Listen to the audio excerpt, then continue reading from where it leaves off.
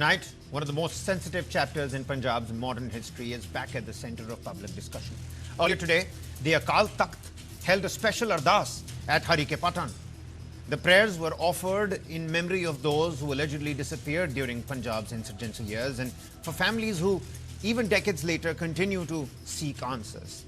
The ceremony drew families, activists and members of the Sikh community. Alongside the prayers came renewed demands. Jaswant Singh Khalra's wife, Paramjit Kaur Khalra, has called for a People's Commission to determine the actual number of missing persons, identify those allegedly disappeared during that period, and document what she says remains an unfinished search for accountability. But this story is no longer about an event or a special Ardas at Harike Pattan. It has become part of a much larger national conversation after the release and the subsequent removal of Satluj, the film based on Jaswant Singh Khalra's life. Supporters of the film argue that it shines a light on alleged human rights violations that deserve to be remembered and discussed.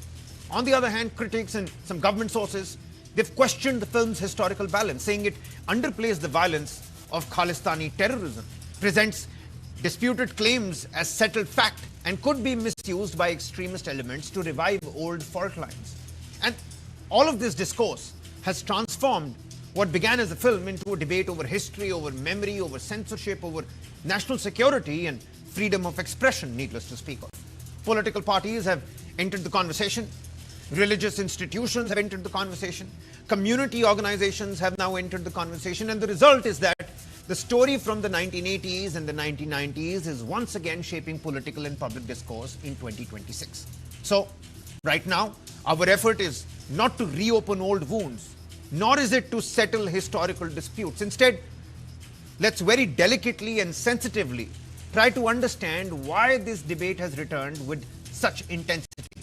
How should difficult periods of history be documented? And where is the line between artistic freedom and public responsibility? Can cinema become a vehicle for historical truth, or does it inevitably reflect only one perspective or a one-sided, unbalanced opinion? And finally, how should a democratic society remember painful chapters of its past without allowing them to deepen present-day divisions? Joining us tonight are historians, political analysts, authors who have studied this period closely to help us separate established facts from competing narratives and understand why the Satluj controversy, the entire film row, has become much bigger than just a film, moved beyond the silver screen. With us on the broadcast, Mr. K.V. Prasad, senior journalist. Many thanks for taking on the time, Mr. Prasad.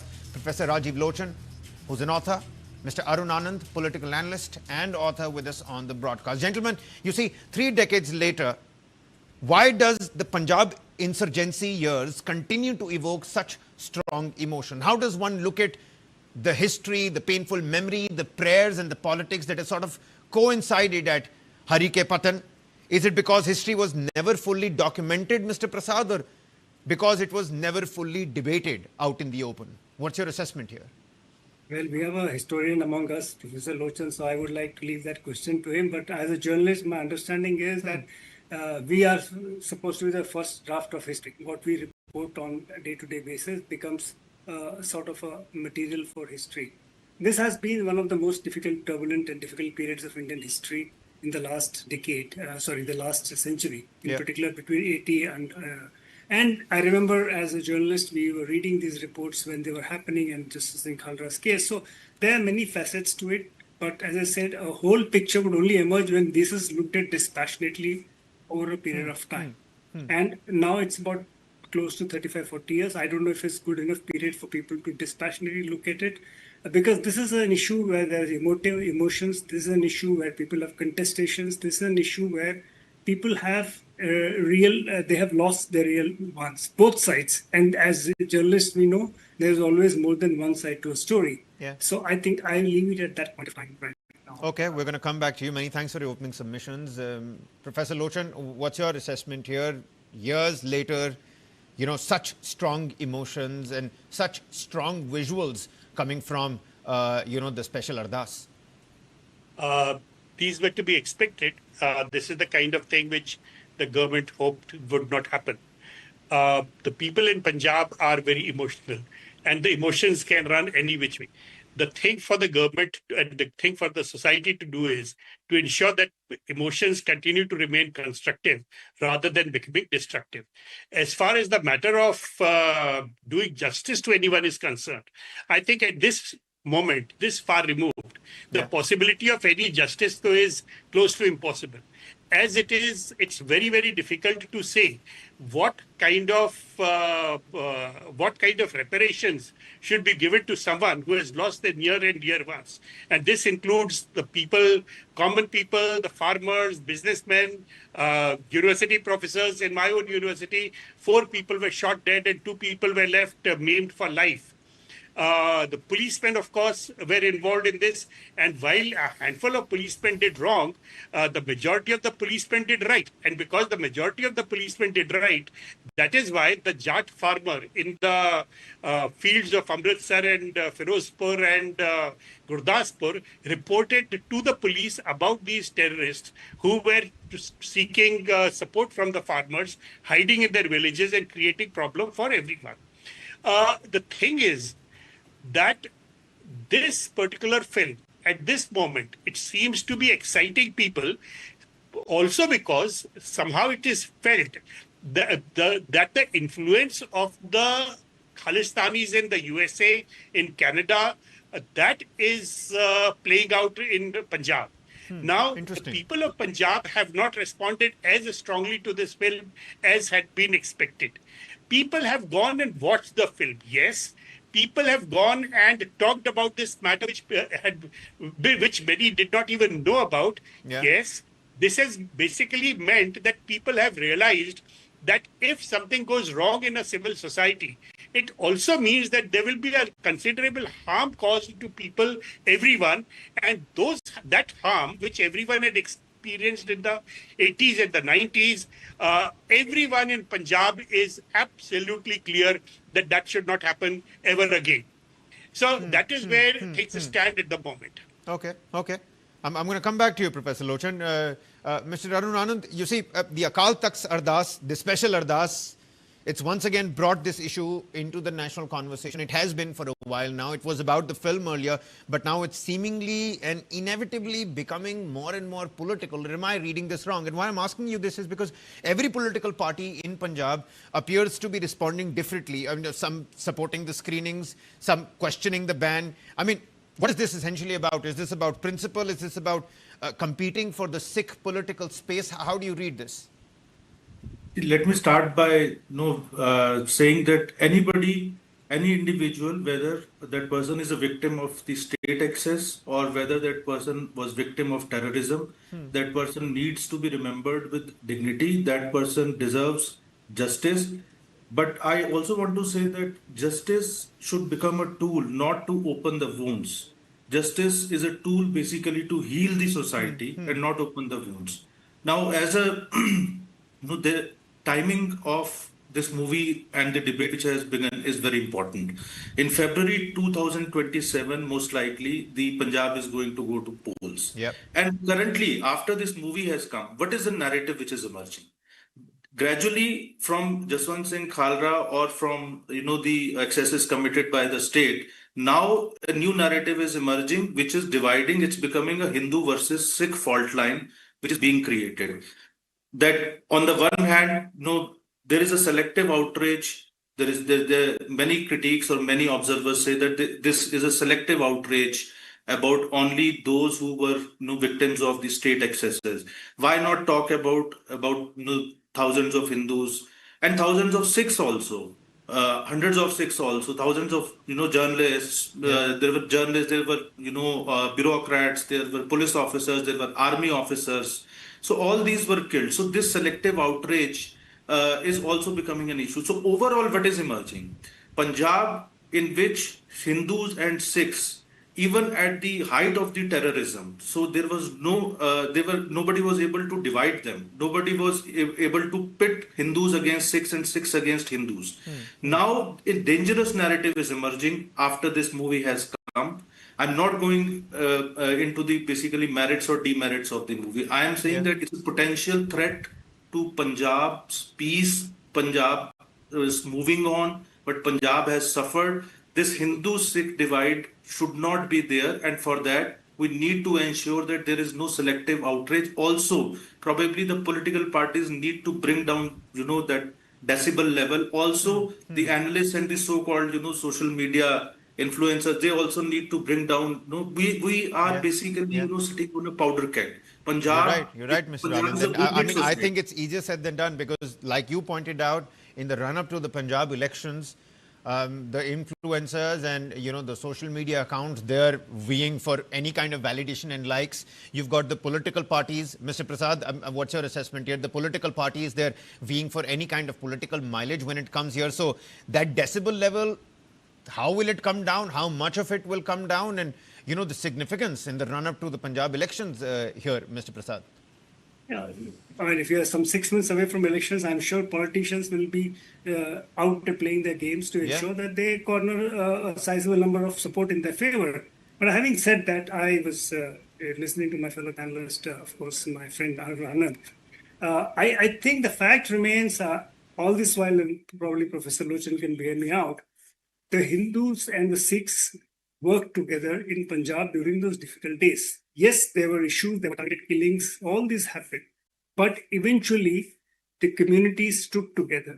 And some of them who are still around are there to guide and tell the youngsters not to fall into the trap through which Punjab went from a very, very difficult phase to emerge and become more or less a peaceful state, and trying to come back and stew their life up. Now, the bigger problem in Punjab is not just this, it is the drug menace that has actually ruined the entire generations of, that's what we hear for the last 20 years. Whether governments of the day have been able to address them or not, we all know that, right?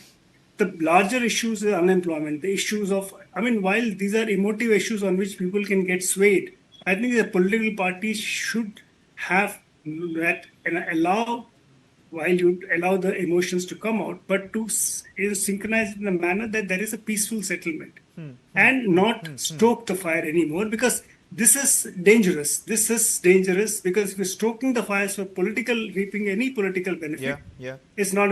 And by the way, when you talk of Hindu-Sikh, I think 96 was a classic example when the BJP and the Akal Takht came together. They're the finest, and they came to power. They got the Lok Sabha seats. Subsequently, they came into assembly under Prakash Singh Badalji.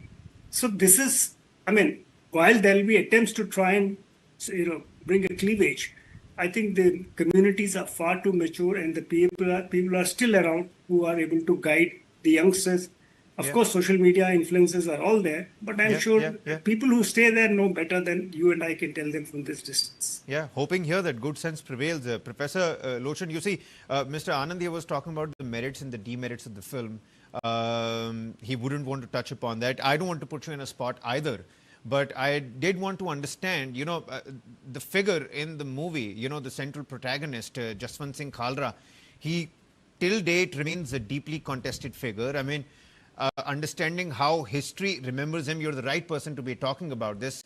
Is this strictly as a human rights activist, or one today in 2026 has to look at the man, his legacy within the wider political context of that era? A film that is based on real historical figure, does it tell the complete story, or does it inevitably, when we're talking about the 1980s, the 1990s, leave one side feeling a little bit unheard? And maybe that's the reason why, this kind of anger is being fanned.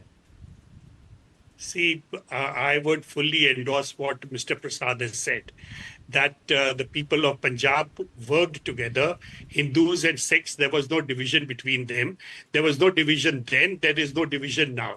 Yes, the Khalistanis tried to sow the seeds of division and tried to harm Hindus much more than they tried to harm the Sikhs, and they ended up harming the Sikhs much more, the Jat Sikhs so much more than anyone else. So the Jat Sikhs paid a very heavy price for the kind of behavior which the Khalistanis did. At the moment, there's a handful of politicians who are trying to bring this thing forward in order to gain some brownie points among the people. What my understanding of Punjab politics is that after having expressed some emotions for a little while, people are simply going to ignore this whole episode completely. Jaswant Singh Khalra's memories. Jaswant Singh Khalra's memories, they were never very strong in Punjab. They are not going to be strong in Punjab. Please remember, I would like to bring to your notice the fact that there had been 4 films on Sardar Bhagat Singh from the time of independence till the mid-60s. It was only in the mid-60s that the people of Punjab finally responded to the film Shaheed, and my suspicion is that the people of Punjab responded to the film Shaheed and remembered Bhagat Singh simply because of its story. Because of its songs, not because of the story, not because of the fact that Bhagat Singh was a great person to whom people owed a lot in the 1930s and very quickly forgot. After that, Bhagat Singh was suitably forgotten right up till the 1990s, when it was the BJP in the aftermath of the Babri Masjid demolition, the BJP appropriated Bhagat Singh.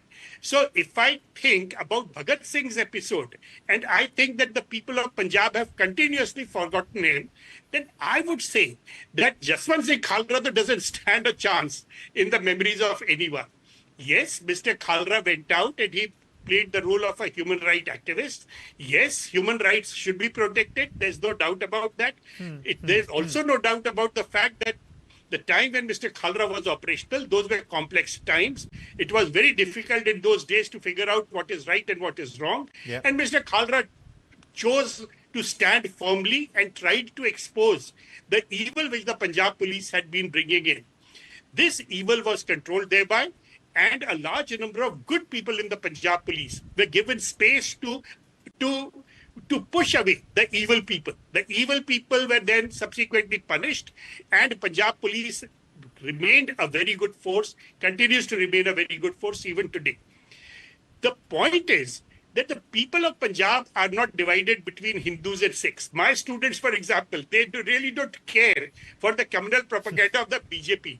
They get excited with the ideas, they debate these ideas, but I have yet to hear anyone who takes anyone who is communal very seriously. Yeah. The ABVP and the other parties which once in a while try to be communal, they have discovered that being communal really doesn't bring you votes. So even they, when they're contesting student elections and talking to students, they put a lid on their communal behavior and talk like normal, good Indians. All right. All right. Mr. Anand, you see, we'll give you the final say on this segment. Many thanks, Professor, for that, summary. Authorities have raised concerns about security and public order. Why I'm asking you this is because we do need to understand, firstly, bring into focus, Khalra's wife's demands, from Canada. Are those demands justified? Do you think those demands are going to take this story forward? And of course, those concerns, are they justified in a state like Punjab, where authorities have reportedly raised concerns about security and public order, the powder keg that you just spoke about? And should governments intervene when a film is believed to have these kind of strong implications? See, nobody can justify the killing of Jaswant Singh Khalra.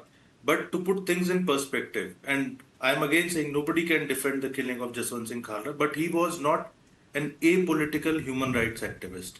So let's, to put things in perspective, let's look at a little bit of the past of Jaswant Singh Khalra also. So he had founded and edited a monthly magazine called Liberation Khalistan in 1992.